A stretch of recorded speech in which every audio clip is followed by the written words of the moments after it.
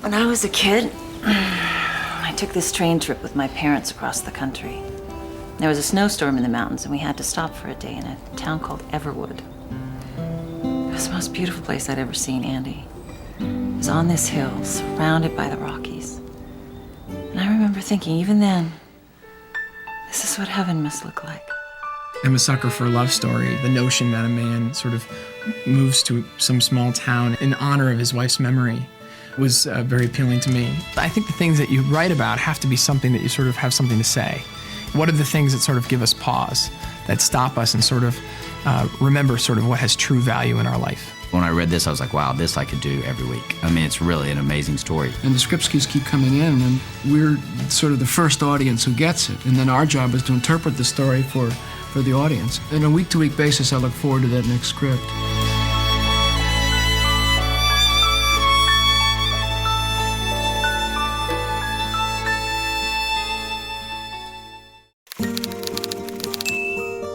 I heard the title first, and I went home and I wrote it down on a piece of paper, and I put it away, and I sort of kept going back to that title and sort of imagining what would this place be like.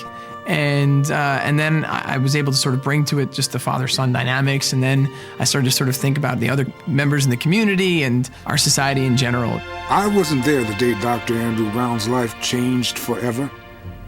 But like most folks in Everwood, I've heard the story enough times to be able to tell it. I can't save your life. At best, I could prolong it 8 months, maybe a year. But then once the script came out, I gave it to everyone to read about 2 weeks after September 11th. And so everyone was dealing with reevaluating their own lives, much in the way that Andy Brown was reevaluating his life. I fell in love with the script. I thought it was like a miniature Frank Capra film, and I just hoped that they would want me. Andy Brown you knew was going to be the most difficult to cast because he plays grief, he plays comedy, he plays the drama, he plays the emotional relationship with the son. You have to find someone who has a skill set that can do all of that. They set up a meeting between myself and Greg Berlanti, the creator, and Mickey Liddell. And literally, I think within 5 minutes, Treat was pulling out pictures of his kids and showing us and how hard it was to go away from his kids. And, sort of like at times he felt like, he wasn't there enough for his kids. And everything he was saying was Dr. Brown. It just was, And we were just looking at him thinking, he could put a beard on him and he would be the right guy. And by the end of breakfast, we'd all decided that we wanted to do this together. Everwood, Colorado. Where's that? Colorado, moron.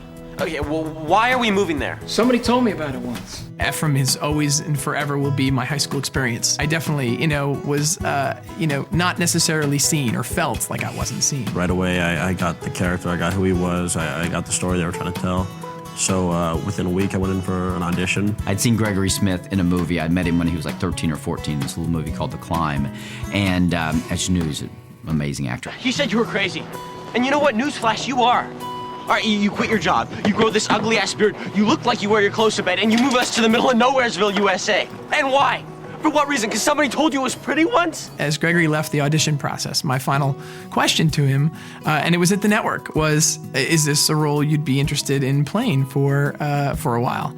And he looked at me in front of everyone and said, if you keep writing it as well as the pilot script, sure, I'd love to play him. Am I making a modicum of sense? What's a modicum? She's a tomboyish girl who likes to wear hats a lot. Vivian is an instantly lovable. You just, you meet Vivian, you just want to pick her up, take her home in your pocket. When I'm doing scenes with her, I forget that she's acting. And I feel, when she's upset, I want to die because I believe her so much. Actually, I brought you up here to tell you something very important. I was working on a WB show called Glory Days. I got the script of Everwood and I read it and fell in love with it, but I was tied into the show and was pretty certain I wouldn't be able to do it or whatever. And then Mickey and Greg went up to Vancouver. It was sort of like they tricked me into an audition because I get terrified for auditions and I screw up all of them because I'm so bad at them and I get really nervous. But it was sort of like a meeting and then I read for them. You wanted someone who wasn't afraid to be, at times, a bitchier high school girl, and then also at times really sort of this sort of sweet all-American girl, and sort of be able to kind of play those extremes and sort of see very clearly at times why Ephraim would be totally in love with her, and then at other times say, be screaming at the television set, Ephraim, just go the other way. Looking for Amy? She's not coming. And you are? Her brother. I left you that note. I wanted to talk to you. Oh, well, you could have just talked to me. I mean, you didn't have to go to all the trouble of imitating feminine cursive. It's my real handwriting. Whoops. I knew in my gut when we brought all of our Brights before the studio that we didn't have a Bright. You know, they were all sort of the kind of darker versions, the more nefarious versions of Bright. And Peter Roth, the studio president, said, "But I see a Viking in this role," you know? And one of our casting associates popped her head up and she said, "I know who it is, I know who it is." I got this audition for this show called Everwood, and it was to play this bully character, and I thought, I don't know if I want to, I don't know. Because it was a last-minute audition. I had an hour to get prepared for this audition. And it was on the same day that my car had been towed and booted. Chris Pratt walked in and had us all in stitches before he even got to his lines. And he added such a sort of innocence to the part, that I think is really necessary. For heaven's sake, Mother, this is a theater, not a battlefield. The infamous story about casting Tom Amandes is that Tom Amandes came in to read for Dr. Andrew Brown and got to the end with that Jimmy Stewart-esque quality that his voice has. And Mickey and Greg said, that was great. That was great. He said, I think we'll have you come back and read for the other doctor. Oh, you're the other doctor. How do you do? I'm Andy Brown. I know who you are. And if by other doctor you meant Everwood's primary care physician, then yes, that would be me. He says I had this kind of reaction that was like, oh. And he said right then he knew that he had found his Dr. Abbott. I swear to God, one day you two are going to understand each other. It's the last thing I ever do. Well, if that's your goal, you're going to be around a while. Julia was a really, really difficult character because, again, you had Treat Williams and you had to have somebody that was going to have just a small screen time, but also have a presence that you wouldn't forget all year. Good morning. This mine? It is? Someone's unusually quiet this morning. Someone's unusually interested? Don't be nervous about tonight. Your dad and I will be there to cheer you on. Yeah, I'm sure. Yeah. And Brenda came in, and she's just so tall and lovely and beautiful, And Greg and I both just went like, wow, she's just unbelievable. And she's so natural of an actor, and she just knows how to throw things away and give you just enough emotion that you're just like, I want more every time you see her. Don't ask me what I do without you. I hate when you do that. Say the right thing? Attempt to say the right thing. The actual right thing would have been far less cheesy. And if the whole beginning of the show is this just pebble being dropped in this water and the ripple effect of this tragedy, of this woman's death sent Andy to Everwood, which inevitably was sort of put him there to help Colin Hart, which put him there to connect with his son, which put him there to change the dynamic in the Abbott house, is you begin to see all the good that can kind of come from this tragedy. I heard you. Everything you said. It was really difficult finding Colin because all year we'd built up this character. And I always worked with the notion of this sleeping beauty, and that he would be this kid that meant something different to each person in the town. Let's hear it. I don't know you.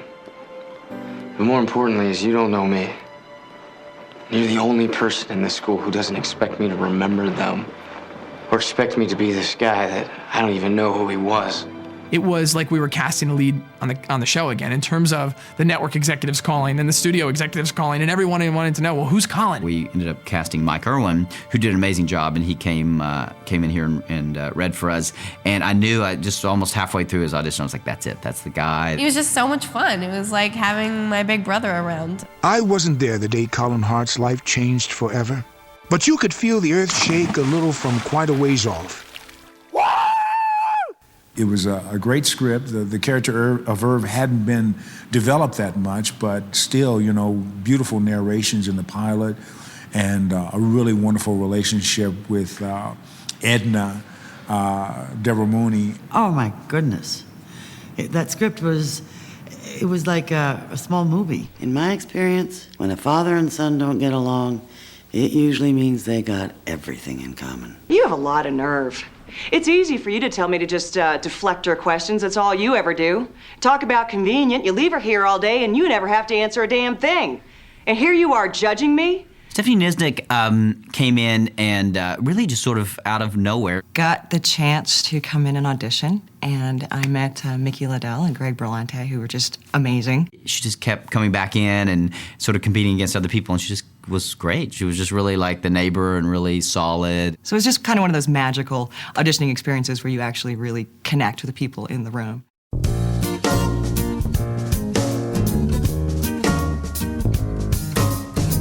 The first time I met Gregory Smith was when we were getting on the airplane to go to Calgary to shoot this pilot. And I saw him sitting there with his headphones on in his Gregory Smith way, you know, kind of not looking at anybody. I sat next to this big blonde kid and turned out to be Chris, and we got to talking, and I sort of told him how I made the mistake of telling him how I was scared of flying. I saw he was pretty nervous, and I said, man, I keep having this recurring dream where I get killed on an airplane, where the wing falls off and it breaks in half and people are spiraling down towards the ground, and I see the ground and the sky and the ground and the sky, and he's like, hey man, just tell me about it later, okay? And scared the living daylights out of me, so that was my first impression of Chris. You really don't know why you came here. Whacked, I know. I think it's wild. Sometimes I wonder if my dad's the most boring man alive. There's the bell. We should eat lunch sometime. When I met Gregory, I thought to myself, oh my God, he's really intense. Because he's very in his own world. It takes a long time to really get to know him and kind of get into his world, you know? But once you do, he's the nicest guy. Emily, I don't even remember the first time I met her. I think the first time I met her was in the production office doing hair and makeup tests, and it took me a little longer to get to know her. But when I did, I've become closest with her out of almost anybody in my entire life. Background action! And action! So you mean you smell your deceased wife? Look at this. What is this place? As is now notorious, we filmed the pilot in Calgary, Canada, which is, I think, is in definite contention for being one of the coldest places on Earth, and was during this time. There was a deep winter freeze. I think it was the coldest it had been in 2 centuries or something. This is the coldest it's ever been on the first day of spring in the history of Calgary. Of course, the people kept saying to us, it's really never this cold in March. It really isn't like this. It was so cold that you go outside and my eyes would water and you get little icicles on your eyelashes, and then you blink and your eyelashes break off. You go outside and you'd breathe in through your nose and it would freeze shut. Your boogers would freeze your nose shut. And Tom decided to go on a walk. You just, you get that little voice in your head that's just telling you, this is life-threatening. He comes back and he's got icicles all over him. Some of the equipment froze up, we froze up. And the first scene that I had with Delia, she was getting on the school bus for the first time. It was the first time we met her. And I don't know, for some reason, wardrobe had her in this little bitty stuff, not much at all. Ready and action! Rosemary Clooney. And I was on the bus, freezing, and they had a bunch of kids on the bus. And then they were just like, stand still, just don't move. And I was just still going like that. I was all hoppity, bumpity. So I finally got a take that was straight. Cut. Okay, let's check the gate. I remember being terrified that you could see the character's breath. Like, you can't see breath on TV. What do you mean? And then seeing the dailies, the first set of dailies was when I realized how, and it was, we got them when we were up there, and I was in my warm hotel room at that point, and I watched it, and I saw, that the environment and the weather is another character on the show. It's adding a layer of richness to the story that I could have never dreamed of adding. It was a bonding experience because we were all freezing to death the whole time.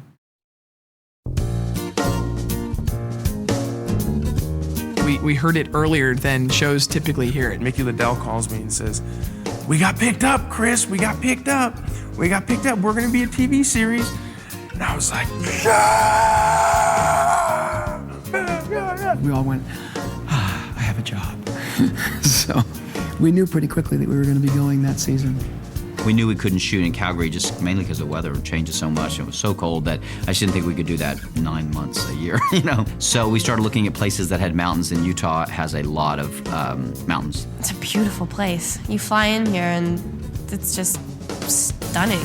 We found the houses that look like the ones in Calgary, and we found the mountains, and we found the school, and we started, starting to build stages. We get here on July 10th. It's like 235 degrees. We're in the middle of the desert. We're shooting something that's going to air in the winter. And we had these 2 warehouses that we chose for interiors, and they had not yet been air-conditioned. So we have to wear winter jackets and sweaters and scarves and gloves and the whole bit. And it's seriously about 110 degrees out maybe. It's killer dry heat, and I'm sweating. They have to stop every third take and like blow dry the sweat out of my hair. It was so hot. And we were just all new. I mean, the crew was new. We were in it wasn't even the same crew that we had in Canada, obviously. It was the crew in Utah. It was like shooting another pilot. And we were trying to match the look and the feel that we had, done on this, 12-day shoot in Calgary 6 months earlier. Plus, we were trying to really make it big because it was the one right after the pilot. And we were doing 18-hour days, and it was really, really hard. It was an extremely difficult adjustment. Here it is, Everwood, Utah. Not Colorado, Utah. And what I like here, look at this, actors, please use east door. It's like Irish need not apply. Actors, we're not even supposed to use this door. And this is where the magic happens. This is the Abbott office, sort of that antiseptic, generic doctor's office that no one really likes to shoot in. This is where I hang my doctor's robes traditionally. Sometimes that's all I'll wear, just the robe. I finally did get a examining room here. As you can see at this point, I'm examining an artificial ficus. Here we have the real star of Everwood, the Abbott house. These are the stairs up to the upstairs, which actually doesn't exist. It's just a flight of stairs and then it's wide open. Yeah, this is where the magic happens, huh? Look at all these people. It's like an ant farm, getting everything ready for another 3-4 seconds worth of television. It takes a good couple hours to get it set up. This is the backside. You can't really tell what it is, but that's Mama Joy's diner in there. I think one of the doctor's offices, maybe. On the other side of this cement wall is the high school that we shoot. And, my bedroom. Bright's an athlete, come on. MVP, Certificate of Excellence, thank you. Achievement, that's for baseball. An achievement for baseball. This is my Kung Fu trophy, I guess. Helmeted Kung Fu that Bright takes part in. He's a black belt in helmeted Kung Fu. When Chris is on set, something funny happens all the time. This is one of the breakfast scenes or one of the many scenes that we do where we're eating. So I make sure that I don't eat all day because we'll do probably 8 or 9 takes and I'll try to eat a bowl of cereal per take. I mean, there are a lot of eating scenes in Everwood, and Chris will eat through rehearsal. Okay, rehearsing. Eat through shooting. Rolling. This is 22 take one. Action. After the cameras have stopped, he's still eating. Are we ready? I think Chris is still eating. It brings great joy to the crew. Chris, slow down. He can't memorize lines without eating. Oh yeah, he's just a garbage disposal. Evie, come on, Mark.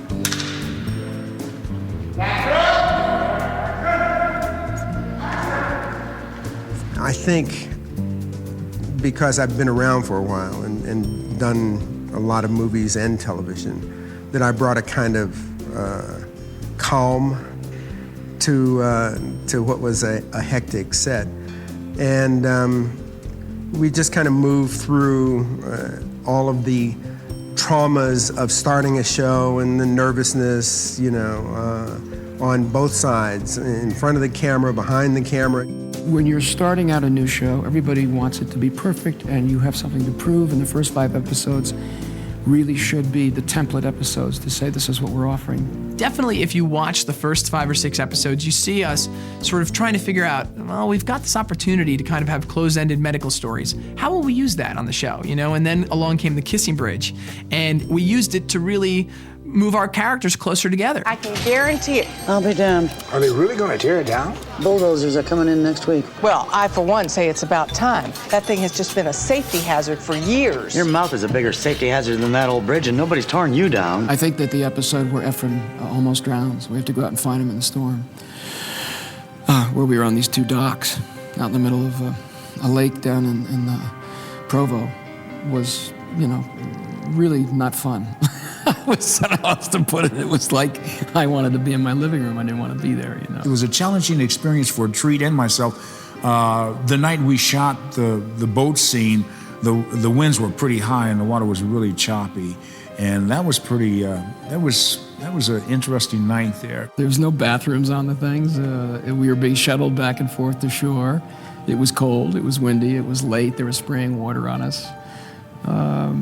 It was just very, very unpleasant. The first episode that we shot that I really, really was proud of was one called Till Death Do Us Part. It had a sequence where Ephraim and Amy sort of shared the first kiss, which has become one of the most important aspects of the show to my character. If there's any miracle in my life right now, it's the fact that your dad looked at a map and of all of the places decided to move here.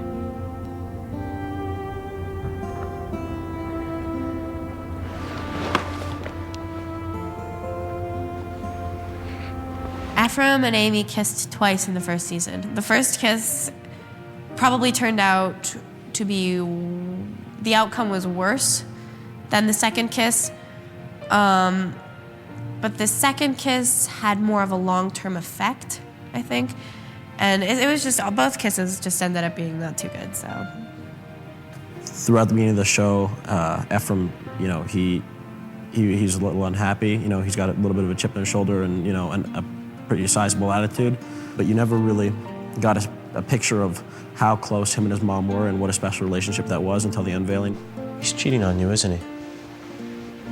He's cheating on you and you want to protect him because you don't want me to know what a jerk he really is? That same compulsion that people nurtured in me then is what's making me screw everything up now. There's an episode in there called Dear God in the first season, which was a real nightmare to shoot. I think taking the deer back into the woods with Ephraim was a great show. Because this deer was a baby deer, but I don't think Gregory realized how strong a baby deer was, and he had to have it on a leash, and this thing must have been wild, like a wild deer they just caught or something, because the thing kept running around. He's like, ah! I loved that episode. It made me cry. It was the first one that made me cry. Like, watching it as an objective person, I cried on that one. I think episode 20 for me was sort of a culmination of a lot of different aspirations that we'd had as a group for the show. A young girl came to see me. Mm-hmm. She's pregnant. She asked me if I'd perform an abortion.